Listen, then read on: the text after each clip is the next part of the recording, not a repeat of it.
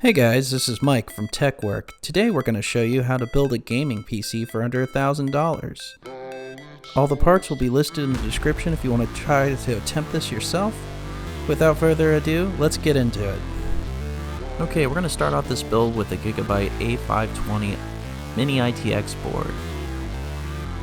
Let's see what comes in the box. As you can see, we have ourselves a wireless antenna. It comes with SATA cables, fan headers, and an I/O shield. The wireless antenna looks like something that you'd find on a cruise ship. Alright, you got a Gigabit Ethernet NIC. You've got wireless over there for the antenna. It comes with 2 HDMI, 1 display port. It also has USB 3, regular USB, and your standard audio outs. Also, you have your SATA adapters. This is for DDR4 RAM. An M-SATA NVMe slot. Okay, here we have a Ryzen 5 6-core processor. And now we're going to insert it using the zero force lever.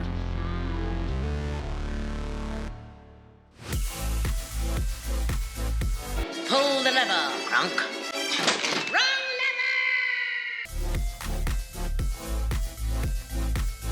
Now we're going to insert the DDR4 RAM. For this, I got 2 8GB sticks of KLEVV Class X RGBs because my wife loves shiny things. Now RGB actually doesn't add any functionality other than looking pretty. Those sticks of memory actually have a nice weight to them. For the cooling the CPU, we're using a Thermaltake TH120. It has RGB lighting. It's a closed loop system, so that means no water needs to be added to it. This model comes with both Intel and AMD brackets. The good news is we're using AMD, so it's a lot easier to install because it already comes equipped with the AMD brackets. Now watch me take out about 5,000 pounds of plastic sheathing off. Then I'm going to take off all these fun stickers. And eventually, I'll mount it inside. Now these right here are the RGB headers. They're going to go from the actual CPU cooler to the motherboard itself to control the lighting. Silica. Do not eat. Tasty snack.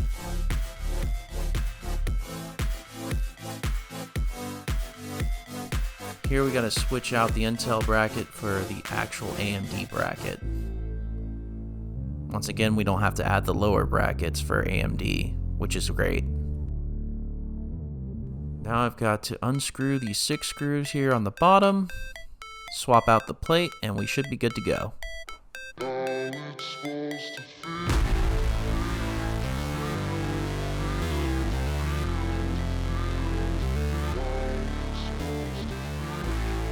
After putting on the mounting bracket screws, what we're going to do is we're going to apply thermal paste to the Ryzen processor. I'm just cleaning it off, getting all my fingerprints off there. And we're going to apply Arctic Silver thermal paste. I'm doing a nice swirly pattern. Remember, you don't want to glob on too much, you want to spread it evenly. Like butter. I'm just taking a plastic PVC card and using it to smooth things out. We also make those business cards, by the way. Now we're mounting the CPU cooler on top of the processor. As you can see in this case, you just snap it onto the AMD tabs that are already on the motherboard. Once they've been put in place, then you can snap them in and secure them using the 2 screws that are on either side.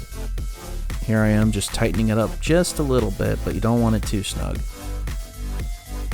Okay, maybe that one was a little overzealous.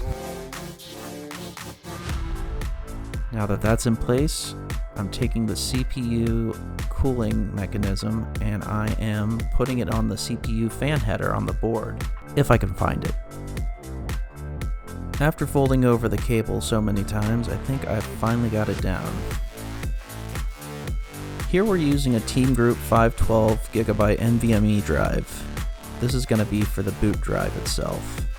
So the operating system's going to go on here, the programs. Trying to get it out is a nightmare. After beating it into submission, what we're going to do is we're going to unscrew the screw to hold it into place. And we're going to put it in the NVMe slot on top of the heatsink. Once that snaps in there, we're going to mount it in place with that mounting screw.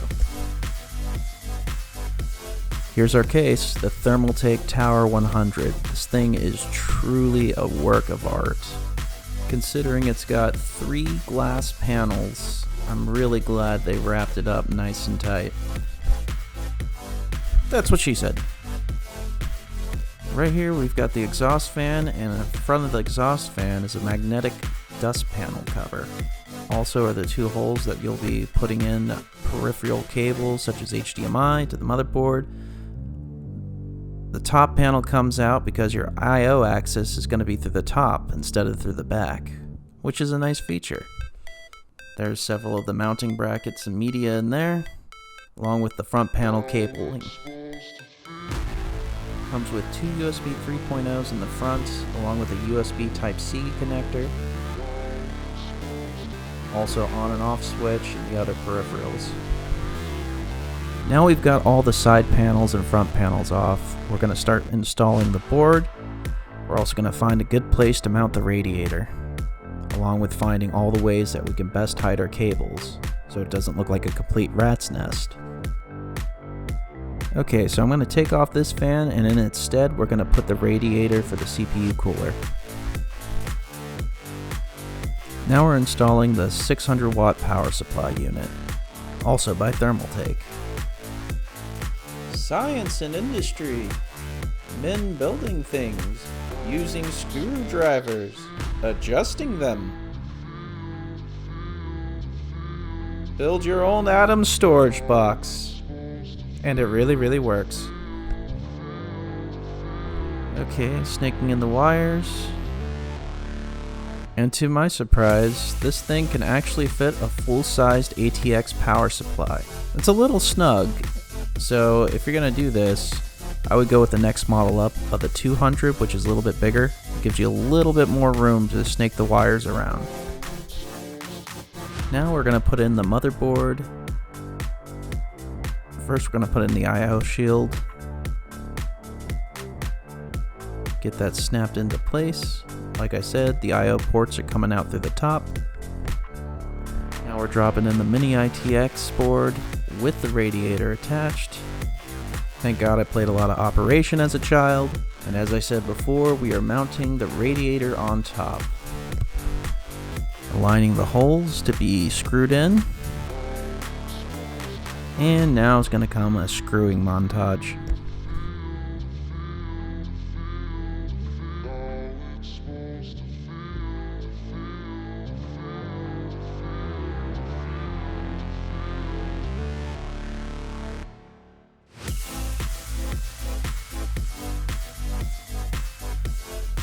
Up to this point, this is what your build should look like.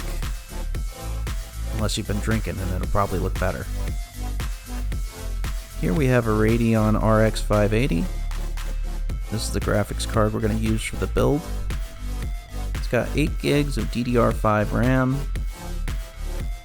And it'll play Genshin Impact pretty well, and that's all she cares about, really.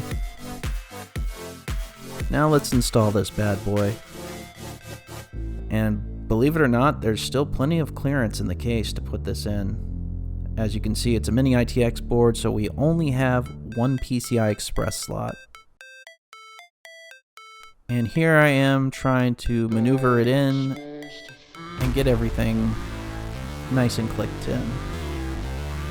Click. For our storage drive, we're using a Patriot 2TB solid-state drive. This is going to be great because it's 2 terabytes, it's fast, and this is just for storage, but she's also going to store games on this drive, so we want it to be somewhat fast. The cool thing about this case is that you can mount the hard drives on the side. Bad news is, there's not enough room for clearance, so you have to be creative in moving those thick wires across. I'm changing out the stock exhaust fan for a Cooler Master RGB fan.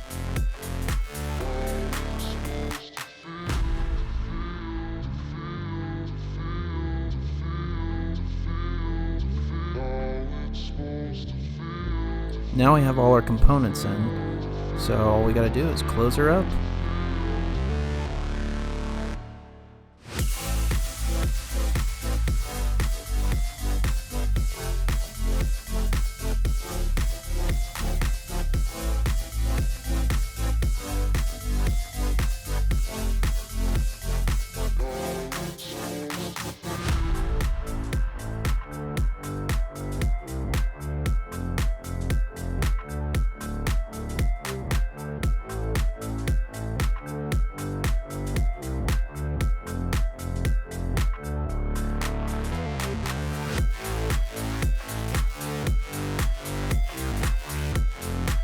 And now we're going to snake the wireless cables for the wireless antenna through the back, plug it into the headers on the motherboard, and we're good to go.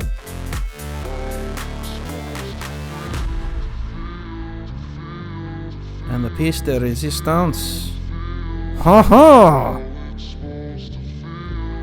Yeah, smooth that on there, just like that. Now we know it's a Ryzen machine. And here we go.